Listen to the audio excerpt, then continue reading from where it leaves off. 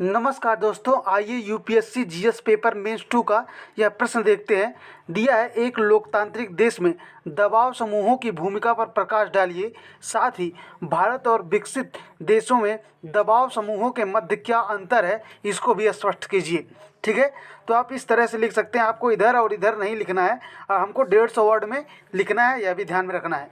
आप अपने उत्तर की शुरुआत कुछ ऐसे कर सकते हैं कि दबाव समूह एक सक्रिय व संगठित समूह होता है जो अपने हितों, सदस्यों व उद्देश्यों की रक्षा के लिए सरकार, संसद, अफसरों पर विविध तरीके से प्रभाव डालने का प्रयास करता है।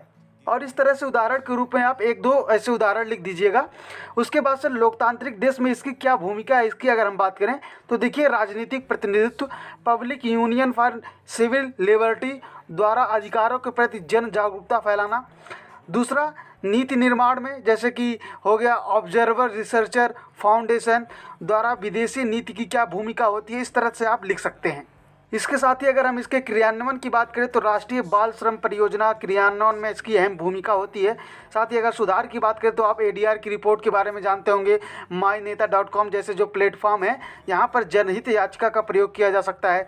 अगर शिक्षा के क्षेत्र में बात करें तो सदस्यों को संगठित करना इस तरह की भूमिका हो सकती है।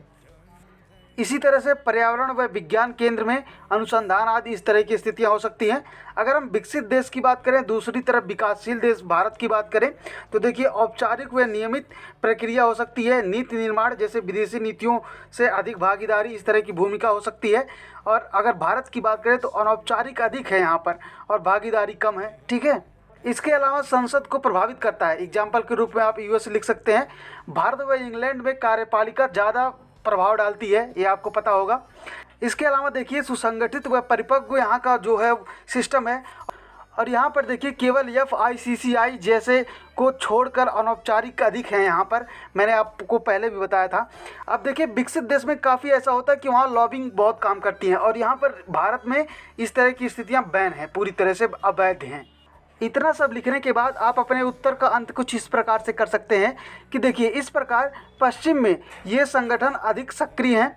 भारत में भी जन जागरूकता आदि के द्वारा इस स्तर पर प्रयास करना ज़रूरत है।